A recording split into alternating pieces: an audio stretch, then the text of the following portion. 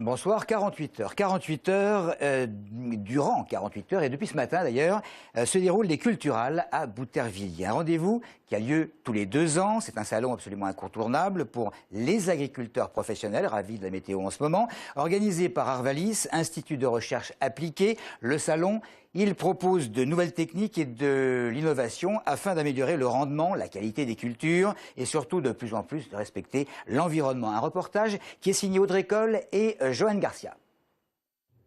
En matière d'innovation, la grande démarche des agriculteurs repose sur l'environnement. Herbicides, fongicides et insecticides sont indispensables aux cultures. Alors, pour éviter les transferts dans le sol, la technique, c'est d'observer la circulation de l'eau. L'agriculteur, après analyse, peut ainsi changer ses techniques ou ses dates d'application pour préserver sa terre. À partir du moment où l'agriculteur a compris le mode de circulation de l'eau, le type de risque, il s'approprie les résultats du diagnostic et donc il va s'approprier beaucoup plus facilement les solutions que vous allez lui proposer pour éviter ces risques de transfert. Quand vous posez la question à un agriculteur, il va vous dire mais l'environnement, là, c'est là où je vis avec ma famille aussi. Hein. J'ai pas intérêt à ce qu'il soit dégradé. C'est ce genre de conseils que les agriculteurs de grandes cultures viennent chercher au Cultural, organisé par Arvalis, un institut de recherche appliquée pour l'agriculture. Les producteurs sont ainsi en contact direct avec des ingénieurs et des chercheurs afin d'améliorer leur production du point de vue qualitatif et économique. Ça représente une opportunité de faire le point sur l'innovation, de discuter avec des experts d'Arvalis, mais aussi des autres instituts techniques, de l'ensemble des partenaires, et donc d'intégrer l'innovation dans leur pratique culturelle de demain. Ce salon se déroule sur 2 jours, 10 hectares de champs mis à la disposition du salon, 180 exposants venus présenter leurs dernières nouveautés et plus de 10 000 agriculteurs attendus dans la petite bourgade de Boutervilliers. À présent, un colloque à l'initiative de la Fondation Daniel Mitterrand, en partenariat avec le Conseil général et la Semardel. Le thème, c'est l'économie de déchets qui changera les choses. Manifestation qui réunit durant 2 jours Français et Brésiliens, des Brésiliens très sensibilisés sur la question et qui demain visiteront l'écosite de Vers-le-Grand. Éric Chevalier de la Semardel était venu nous expliquer d'ailleurs lundi dernier l'importance de ce genre d'action avec des interlocuteurs brésiliens qui représentent les fameux catadores, les ramasseurs de déchets. La situation française et brésilienne n'est évidemment pas la même, mais c'est intéressant d'avoir cette réflexion avec eux de terrain. Justement, au moment où nous, il y a beaucoup d'associations, et on connaît Emmaüs, on connaît la Fédération Envie, il y en a qui travaillent sur les vêtements, etc. Et c'est très important qu'il y ait cette réflexion sur comment on peut aider et réintégrer dans les emplois les gens qui sont un peu à la dérive, mais qui ont besoin et de dignité et de moyens pour survivre. Et tout ceci durant la Journée mondiale de l'environnement. C'est aujourd'hui promulgué par la programmation des Nations Unies. Elle pose des questions essentielles sur la qualité de vie des populations. Et une équipe est allée demander à des Estoniens, bien sûr, s'ils mettaient en pratique des gestes destinés justement à préserver l'environnement. Je fais le recyclage, je fais du compostage. Donc les économies, rouler aussi de façon économique. Utiliser plus les transports en commun, on va dire. Je ne jette jamais rien par terre, je fais le tri. Surtout ne pas jeter les papiers n'importe où. Essayer de se déplacer le plus souvent à pied, pas prendre ma voiture. Conduisant de façon économique, en économisant un peu la lumière. Moi je suis pour la voiture électrique, il y a déjà pas mal de postiers qui font leur distribution de courrier avec leur petite voiture électrique, hein, c'est super. Ma mère, elle me dit quand je pars de l'école, quand je pars tout seul, il vaut mieux que je prenne mon vélo, que ma mère m'amène en voiture. Faire un bâtiment tout en écologie dans ma région, de la Champagne-Ardenne.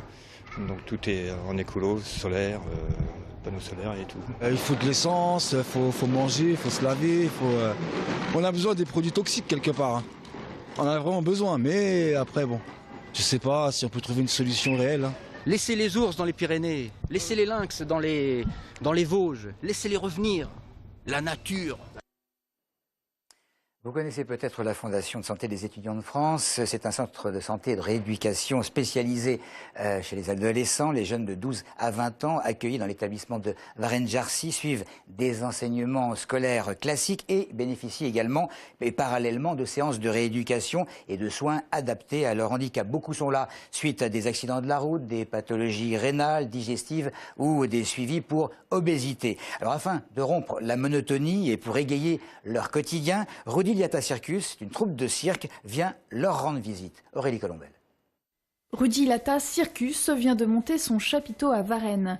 Nous ne sommes pas sur la place du village, mais dans le parc d'un centre médical pour adolescents. Accueillir une troupe, c'est une première pour l'établissement. Ce sont des ados malades, mais ce sont avant tout des ados. Donc quand on est amené à proposer des programmes de rééducation, derrière, il y a toujours une difficulté des équipes d'arriver à faire en sorte que les programmes soient respectés. Donc partir sur quelque chose d'un peu plus original, c'était le but recherché. Participer à des ateliers cirque, une manière plus ludique de faire de la rééducation. Un nouveau dialogue se crée et surtout les jeunes découvrent des capacités qu'ils ignoraient. J'apprends pas mal de choses que je croyais ne pas être capable de faire en fait. Donc je me dis qu'avec mon physique d'aujourd'hui, il y a beaucoup de choses qui sont capables de faire avec des adaptations.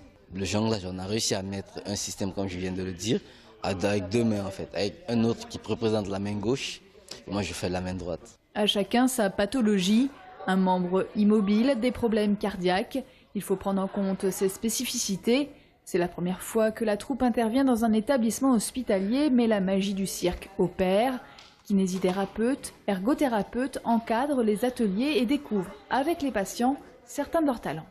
C'est des activités qui sont très ludiques. C'est vrai qu'en rééducation, on essaye aussi d'aborder ce côté ludique pour les motiver, les stimuler. Mais là, le chapiteau en plus va donner une autre dimension qui permet à ces jeunes de se lâcher complètement. Pour clore l'année scolaire, le 15 juin prochain, les jeunes offriront un spectacle digne de ce nom à leurs parents. C'est aujourd'hui que se tient au Génocentre d'Évry le 17e congrès de l'Union départementale de la CGT 91. Plus d'un an de préparation, 300 délégués représentant les 9000 adhérents, 3 jours de débat avec en toile de fond la situation économique et sociale un an après l'accession de la gauche au pouvoir. C'était le 5 juin, mais il y a tout juste 2 ans, une fillette des Tarterets est blessée à la tête par un projectile. Ça s'est passé en début de soirée alors que les pompiers s'emploient à éteindre des voitures incendiées. Des policiers sont caillassés, répliquent en lançant des balles de défense. On ne sait toujours pas avec certitude quel est le projectile qui a atteint la petite Daranka à la tempe alors qu'elle et sa mère cherchaient à s'abriter. On attend encore les résultats des dernières entreprises. Un premier bilan positif selon le Conseil général. Vendredi, donc après-demain, sera inauguré le rond-point de la Croix de Villeroy, mis en service il y a 1 an pour remplacer un carrefour à feu où les accidents corporels s'étaient multipliés entre 2007 et 2011. Les explications de Maxime Leven. Fini les bouchons et les tués. Depuis 1 an, les quelques 60 000 automobilistes de la RD33 et de la RN6 expérimentent les bienfaits de ces 2 ronds-points installés en lieu et place d'un carrefour dont l'origine remonte à Henri IV. Cette croix de Villeroy, d'une part, était aménagée par un carrefour à feu auparavant, sur lequel il y avait énormément de retenues aux heures de pointe, plus de 15 minutes pour les véhicules le matin et le soir, et surtout était l'objet d'un fort taux d'accidentalité, puisque nous avions dénombré malheureusement sur ce secteur à 500 mètres de part et d'autre du carrefour à feu, plus de 21 accidents corporels sur les 5 dernières années. Sur les 21 accidents en question, on dénombre 8 décès. Depuis l'installation de ces 2 ronds-points, le trafic est beaucoup plus fluide. Il a fallu 20 millions d'euros pour réaliser le projet financé par la région et le département. Le dispositif semble efficace. À présent, c'est aux automobilistes de rester vigilants en toutes circonstances. L'arrivée sur les ronds-points doit se faire à 50 km/h, pas plus, car n'oubliez pas que des vélos et des piétons sont susceptibles de traverser. La porte-parole du gouvernement et la ministre des Sports et de la Jeunesse se trouvent en ce moment aux arènes de l'Agora en compagnie de l'équipe de France féminine de basketball en stage d'entraînement à quelques jours des championnats d'Europe. Nous aurons des images et un reportage demain dans le journal. Merci de votre fidélité.